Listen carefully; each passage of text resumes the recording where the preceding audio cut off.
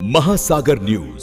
जब सर कांग्रेस की कर्नाटक में सरकार है, इसी साल जनवरी 2026 में एसएसएलसी का पेपर हुआ। इसी साल कर्नाटक में कांग्रेस की सरकार के अंडर एसएसएलसी का पेपर हुआ, पेपर लीक हुआ और वो पेपर ऑनलाइन 200 रुपए में स्टूडेंट्स को बेचा जा रहा था। हिमाचल प्रदेश में HP state selection commission recruitment exam का पेपर कांग्रेस के कार्यकाल में लीक हुआ। अब आप सुनिए सबसे चौंका देने वाली घटना। सर सबसे शॉकिंग और सैड बात यह है कि 2016 में कर्नाटक में जब कांग्रेस की सरकार थी तब वहां पे 12वीं कक्षा का प्री यूनिवर्सिटी कॉलेज का 12th का केमिस्ट्री का पेपर लीक हुआ। ये क्लासरूम का पेपर नहीं था सर, ये स्टेट बोर्ड एग्जाम था। ये स्टेट का एग्जाम जब पेपर लीक हुआ, बच्चे एग्जाम देकर घर आ गए, पता लगा पेपर लीक हो गया, पेपर कैंसिल कर दिया। 20 दिन बाद री एग्जाम कराया गया, री एग्जाम का पेपर भी लीक हो गया और उसके बाद रात को 3:30 बजे वो पेपर व्हाट्सएप पे घूम रहा था, री एग्जाम को भी कैंसिल करना पड़ा। इसके बाद जब जांच हुई, स्टेट सीआईडी ने जांच करी तो 3 लोगों को अरेस्ट किया, जिसमें कर्नाटक सरकार के मेडिकल एजुकेशन मिनिस्टर डॉक्टर शरण पाटिल का पीए खुद शामिल था। पीए 10-10 लाख रुपए लेकर पेपर लीक कर रहा था।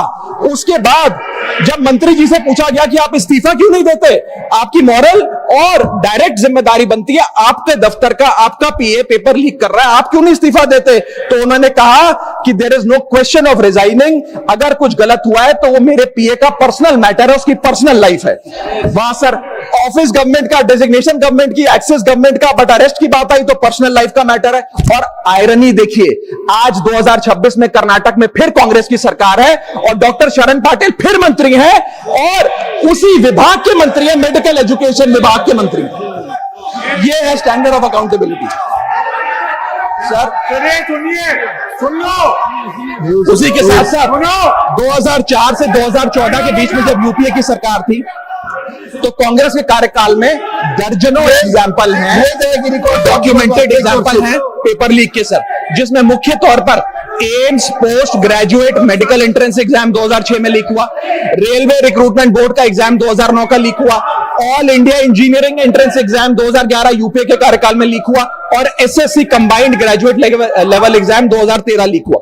सर इस पीरियड में उस समय की यूपीए सरकार ने क्या किया? कोई अकाउंटेबिलिटी एस्टैब्लिश करी, कोई एग्जाम सिक्योरिटी आर्किटेक्चर को ओवरऑल करने के लिए कोई कानून लाए, कोई dedicated anti paper leak law लाए, कुछ नहीं लाए। सर मैं एक बात कहना चाहता हूं सर, पॉलिटिकल मेमोरी सिलेक्टिव हो सकती है, पब्लिक रिकॉर्ड सिलेक्टिव नहीं हो सकता।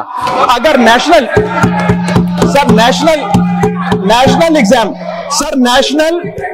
एग्जाम का पेपर लीक अगर नेशनल क्राइसिस है, जो कि है, तो सर ऑपोजिशन रूल्ड स्टेट का पेपर लीक एक लोकल इंसिडेंट कैसे हो सकता है? सर स्टूडेंट में तो फर्क नहीं होता।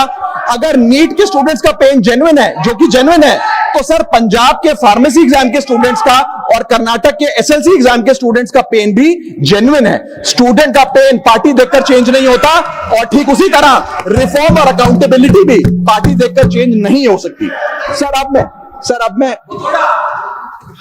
अब स्टूडेंट्स के बारे में कुछ कहना चाहता हूं सर। देयर वॉइस मैटर्स, उनकी मांगे जायज हैं। सर स्टूडेंट्स द्वारा प्रोटेस्ट करना, सवाल पूछना, डिमांड रेस करना, कोर्ट जाना, पीसफुल मार्च निकालना, ये सब उनका संवैधानिक अधिकार है और ये करना भी चाहिए। लेकिन सर स्टूडेंट का प्रोटेस्ट स्टूडेंट का रहे, किसी पॉलिटिकल पार्टी की रैली ना बन जाए, वे अपना माइक किसी को आउटसोर्स ना करे, क्योंकि सर स्टूडेंट की लड़ाई तो एग्जाम सिस्टम को सिक्योर बनाने की है, नेताओं की लड़ाई अपनी सोशल मीडिया रीच बढ़ाने की है। सर जब पॉलिटिकल लीडर्स प्रोटेस्ट के टाइम पर बैरिकेड के आगे स्टूडेंट को भेज खुद कैमरे की सेफ साइड पे रहें, तो उनसे पूछिए कि रिस्क मेरा और रील तुम्हारी, ये पार्टनरशिप कैसी? सर स्टूडेंट का मूवमेंट स्टूडेंट के फ्यूचर के लिए है, किसी फ्लॉप पॉलिटिकल पार्टी के कमबैक के लिए नहीं है सर। और जो पॉलिटिकल पार्टी के अपने खुद के फ्यूचर का आता पता नहीं, वो स्टूडेंट के फ्यूचर की क्या लड़ाई लड़ेगी सर? स्टूडेंट्स को जस्टिस चाहिए, पॉलिटिकल पार्टी को फुटेज। स्टूडेंट को एग्जाम सिक्योर करना है, पॉलिटिकल पार्टी को वायरल क्लिप। स्टूडेंट का सवाल फ्यूचर का है, नेता का कैलकुलेशन अगले इलेक्शन का। इसीलिए मैं ऑपोजिशन पार्टीज को कहना चाहता हूं, don't use students emotion for your political promotion. Sir, अंत में मैं अपने वेल विशर्स को भी कुछ कहना चाहूंगा, जो पिछले कुछ समय से मुझे कह रहे थे कि राघव आप नीट के इशू पर कब बोलोगे, आपको हम सुनना चाहते हैं। मैं बड़ी हम्बली कहना चाहता हूं सर, जब मैं ऑपोजिशन में बैठता था तब सवाल मेरा हथियार था। आज मैं ट्रेजरी बेंचेस पर बैठता हूं, आज सोल्यूशन मेरी जिम्मेदारी है।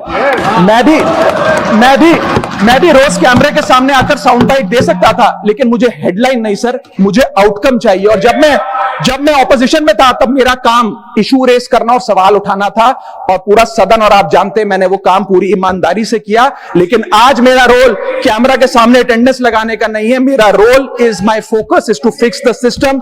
इसीलिए मैंने अपने आप से एक वादा किया, I made a promise to myself कि मैं इस मुद्दे पर पार्लियामेंट में बोलूंगा, और उस दिन बोलूंगा जिस दिन हम प्रॉब्लम सॉल्व कर रहे होंगे, सोल्यूशन लेकर आएंगे, when the system is getting fixed, and today is that historic day when the system is getting fixed.